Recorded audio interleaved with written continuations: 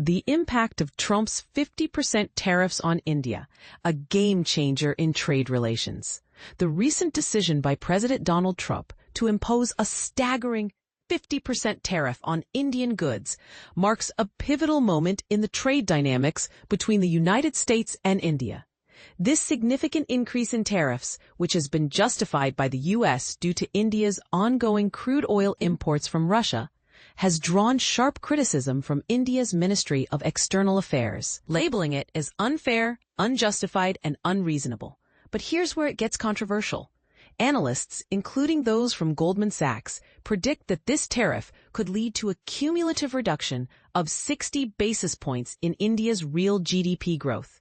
This includes a 0.3 percentage point decrease from the April assessment and another 0.3 percentage point drop following the escalation in August. While certain exemptions under Section 232 of the U.S. Trade Expansion Act of 1962 may lower the average effective tariff to 32%, this still represents the most severe trade penalty imposed on India since the World Trade Organization, WTO, was established, with only 3 weeks until the tariffs take effect on August 27th. India faces not just an economic challenge, but a crucial test of its ability to navigate a new era of strategic economic pressure. Understanding the full impact.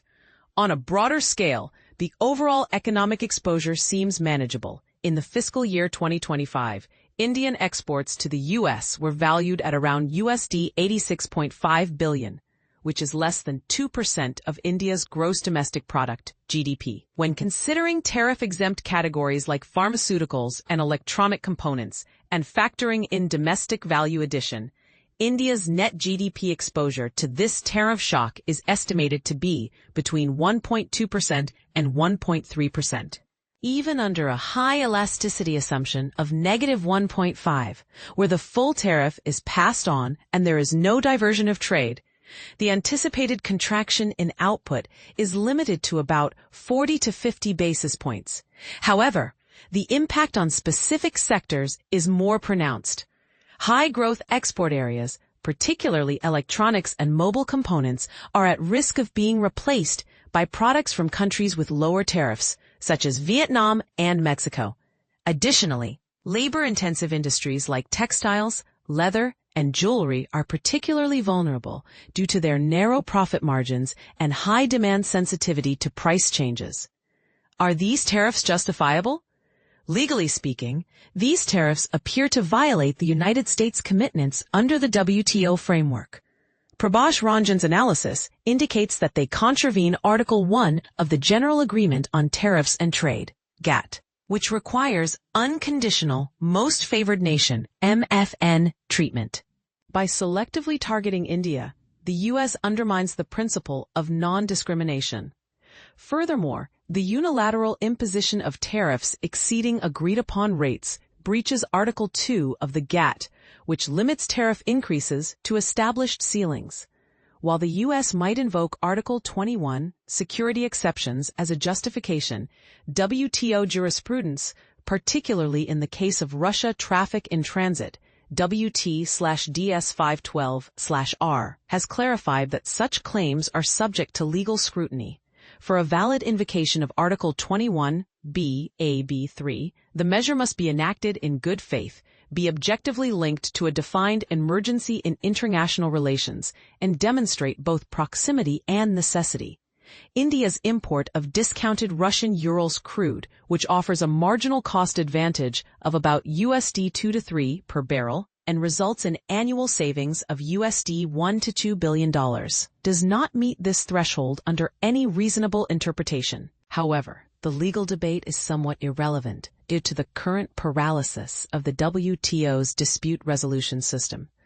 Since December 2019, the WTO's appellate body, which serves as the final adjudicatory authority, has been rendered non-functional due to the U.S. blocking new member appointments.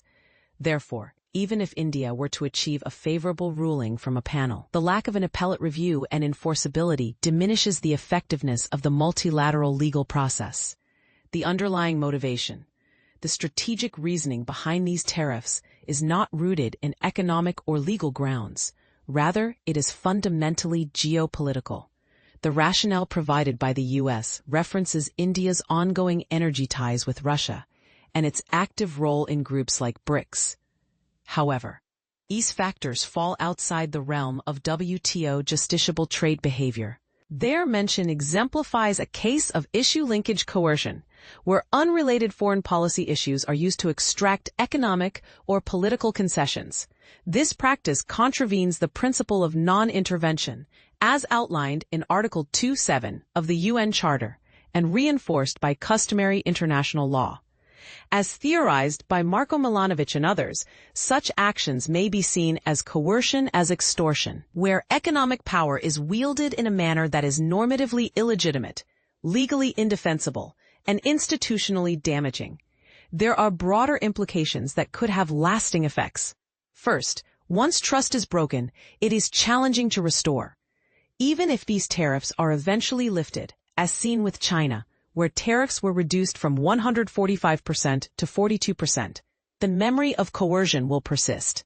India must brace itself for a future where economic relationships are transactional, weaponized, and heavily influenced by political considerations. Second, the unpredictability of the tariff landscape will increase. The approach taken by the U.S. sets a concerning precedent. Third, this situation could hinder India's China Plus One strategy, as India, once seen as a viable alternative, may now face investor reluctance. How should India react? India's response to this situation should focus on four key areas: preservation, reform, diversification, and the creation of leverage. First, India must protect its regulatory sovereignty in critical areas such as agriculture, data governance, and public health.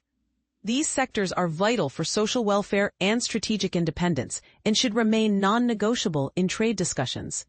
Second, India needs to expedite reforms that enhance competitiveness to eliminate structural inefficiencies. Currently, logistics costs are among the highest in the G20, and investments in multimodal transport infrastructure are essential to rationalize these expenses. Additionally, customs delays and port dwell times should be minimized through digitization of procedures and algorithmic risk profiling. Such improvements would lower export costs and bolster resilience against external shocks. Third, India should swiftly finalize preferential trade agreements, PTAs, with the European Union, the United Kingdom, and partners in the Indo-Pacific region.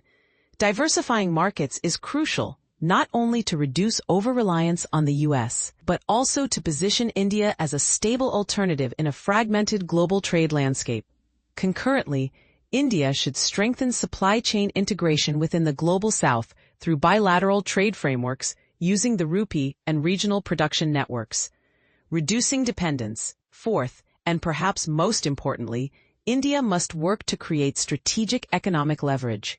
For too long, the focus has been on minimizing vulnerability without actively shaping dependency structures to its advantage. This must change. India's leadership in global generics, supplying nearly 50% of the U.S. drug market, its emerging capabilities in chip packaging, and its expanding digital consumer base are all potential sources of leverage.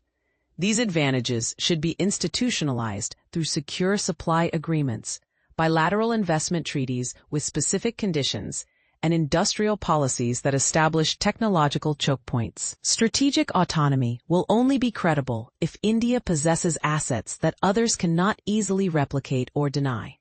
This current tariff situation is not merely a temporary disruption. It signifies a deeper structural shift in the global economic landscape. In this context, sovereignty cannot be defended solely through procedural compliance or legal objections. India must recognize this moment as an opportunity, not just for tactical retaliation, but as a turning point for solidifying its economic power. A proactive and clear strategic approach, rather than a reactive defensive stance, is essential for maintaining sovereignty in the political economy of the 21st century.